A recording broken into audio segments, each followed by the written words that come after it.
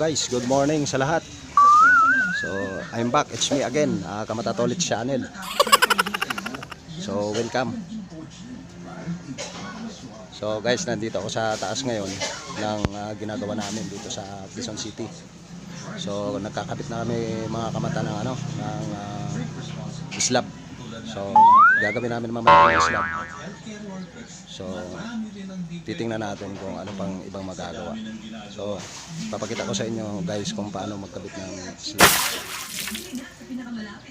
So mga kamata, ito yung slab. Yung kabila natapos na namin. Kaso nga lang masukal, nandito namin kinarga lahat ng kukulamber ang gagamitin namin dito sa pamakuan. So ito yung siding, ito yung biga ng siding niya. Yan. Punta ron. Ayun. So, papunta ron guys sa sa kabila. Sa kabilang slab na yan. So itong kabila mga kamata, hindi ko na i-vlog nung nakaraan kasi busy masyado at saka mainit. Ng trapal. Kaya mainit masyado. So ito mga kamata, ito kailangan dito kasi papako nung sahig ng slab. So ito parang ganito yan. Yan. Ito. Yan, kailangan ito mga kamata, libilado yan, paikot. Mahigit ko napapansin nyo mga kamata, paikot yan.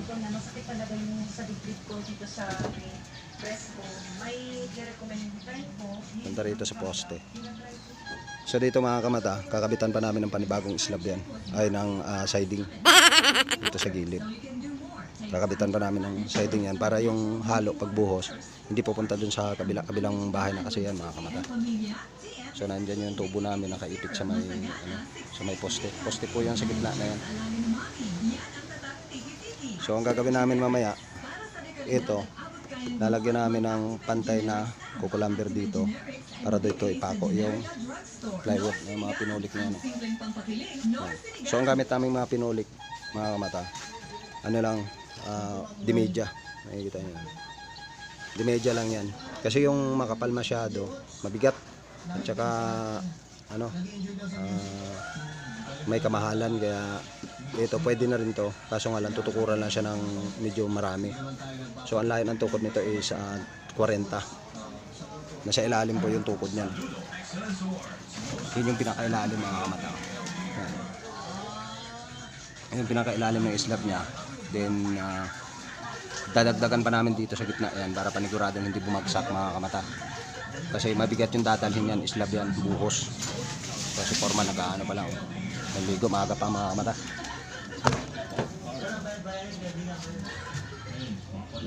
Dito namin ipapako yung patros dito. Mga kamata. Ang sukat ng slab namin mga idol, ano yan, 40. So nag-down kami ng ng 25. Ang matitira dyan, gis. Ang matitira dito mga kamata, gis lang yan. Dito. Yan. Gis lang yan. Tapos sa kabila, 40. Nag-down kami, ito yung kapal ng buhos niya, yung gis. So, mamaya, maglalagay pa kami. Tatapusin namin itong panlatag na to. Yan, yung kahoy na to. May dudugtungan namin yan, mga idol. Punta rito. So, bago ko ipagpatuloy ang video na to, shout out nga pala kay Lupa Vlogs. Maraming salamat sa pag-subscribe, Kalupa. Nandito na. So sana huwag kayong magsawang magsuporta sa upload kong video. So ang mangyayari dito mga kamata, kabila lang muna yung bubuhusan namin kasi sikip yung area. Yung sa kabila, kung nakikita nyo, wala pang biga, wala pang forma. Papunta ron. There's forma, no? So wala pang wala pang siya, forma. So unahin namin buhos tong kabilang na to area. Nandiyan na rin nakaabang yung mga electrical, water line, at saka yung tubo ng CR downspouts pababa. Yan. Tapos patatakbuhin hanggang doon sa baba. Nandun yung tangke ng CR mga idol. Sa baba. So mamaya, ito yung gagawin namin. Ilalatag namin ulit yung mga plywood dito. So, mga ilang araw lang, lalatagan na namin ng bakal yan. Dito.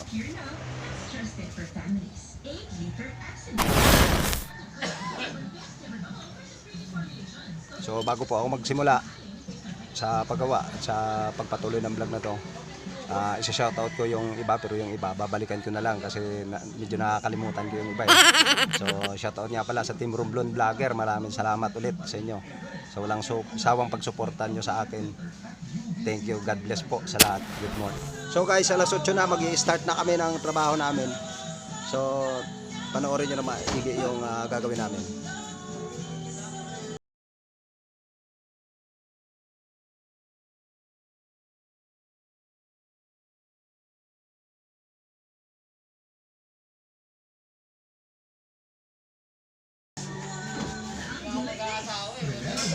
So guys, yung batteries ko bukas na.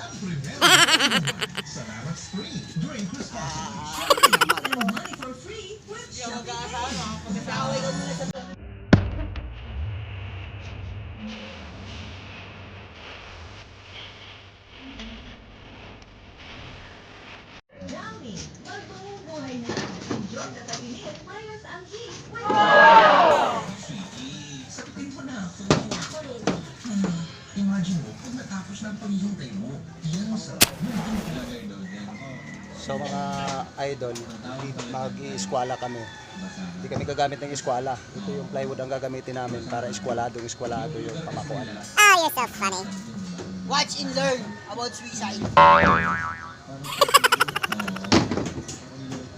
Ano ba yung tubong depress na yan? Yun. Ryan. Up, ilahin mo lang muna, itulak mo ng konti.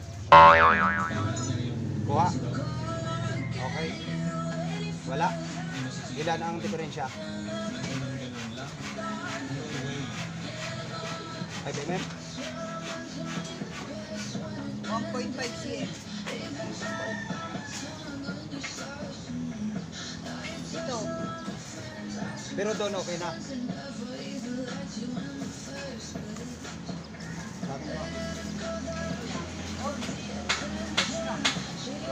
Pero tama doon sa kanto. Abante mo yung kanto na yan. Pupukin mo pa loob. Pupukin mo pa loob yung kanto na yan. Oo. Paano ba yung labas? Labas yung itong plywood na to? Labas? Sa doon? Nakalabas yung kahoy. So, ibig sabihin, naipit na ata yan eh. Oo. Nakapako ng tres yan. Ilan yung diferensya? Mga 1.5? 2 cm na.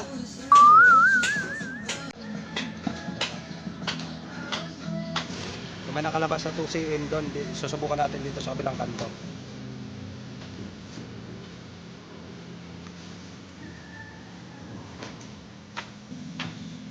Ako mo. Tulak rito. Ito ako ba? Subukan na natin kung dito ay gaano. Handa nyo dyan. Tulak ko papasok ko ito. Sige pa. Tulak mo pa.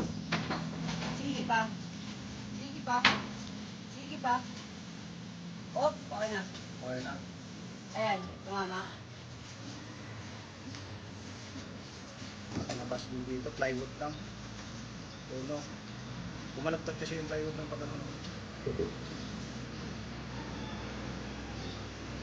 Pero pantay na dyan, pantay na. Pasok mo pa. Sakto na kami ito. Dito kami gumawa ng eskwala sa kabilang side.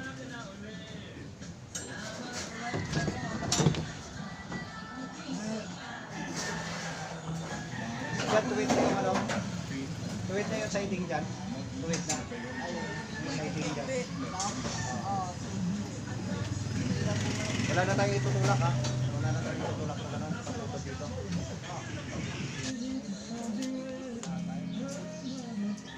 So guys, yung bakit may tansi dito guys, ano yan, yan yung pinakapantay ng lalatagan ng plywood natin. Kailangan kasi nasa libilasyon talaga siya nakalibil para yung ilalim ng buhos natin hindi bako-bako. Ginawa lang namin ganito guys kasi maiksi yung gamit namin kanina eh.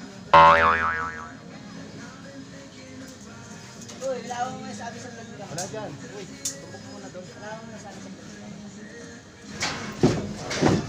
Mga talaga yun.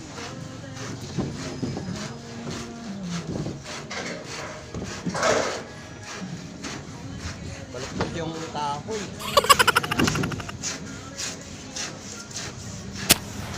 So guys, malapit na kami matapos dito sa sa ginagawa ng panlatag. Ginagawa ng plywood.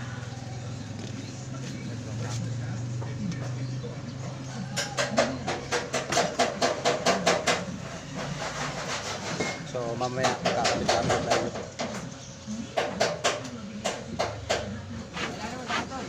So kailangan pantay na lalatagan ng plywood na wala kang agad.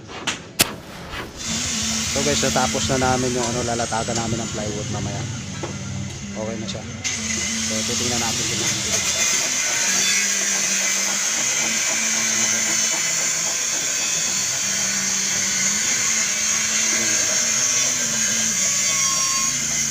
So yung malawak na lalatagan namin ng plywood namin.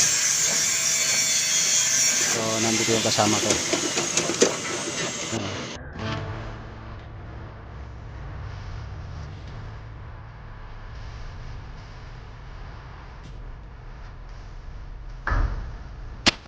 Maglalatag na kami ng plywood.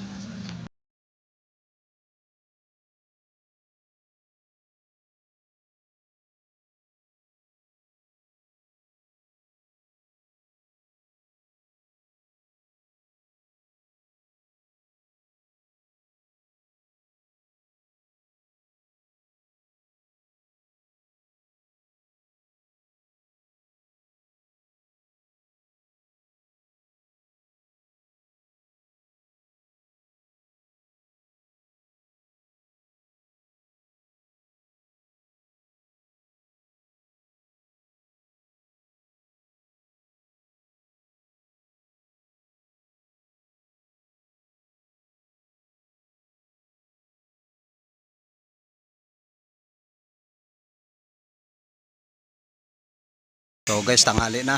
So magbe-break time kami ng tanghali. Pagbalik namin mamaya ng alauna. So ang gagawin namin yung magsasiding kami.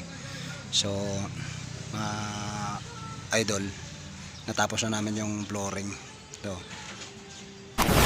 hello guys, welcome back again. So hapon na mga kamata. So yung siding na nakabit namin hindi natapos kasi sobrang init. Grabe. Tapos yung niya, yung kahoy na in order kulang. Kaya hindi namin natapos mga idol. So ipapakita ko sa inyo kung anong na-sidingan lang namin. So dito mga idol, ito lang na-sidingan namin. Yan. Yun ang na-sidingan namin hanggang doon sa dulo. Yan, siguro mga 50 meters. Yung nasa 30 o 40 meters na sidingan lang namin. So may hapit na itong kabila mga idol, wala pang hapit yan yung kabila, pero dito nakahapit na. Ayan, may mga tali na siya idol. Yan. So yan na yung finish pagkatapos nung buhos. Ito na yung finish niya, yung top nito pag ganun. Yan na yung finish ng slab. Yung kabila nilagyan namin kaso nga lang kapos nga yung order na materyales yun, hindi natapos. So hapon na, nabot kami na alas 5. So bukas na lang namin ipagpapatuloy yung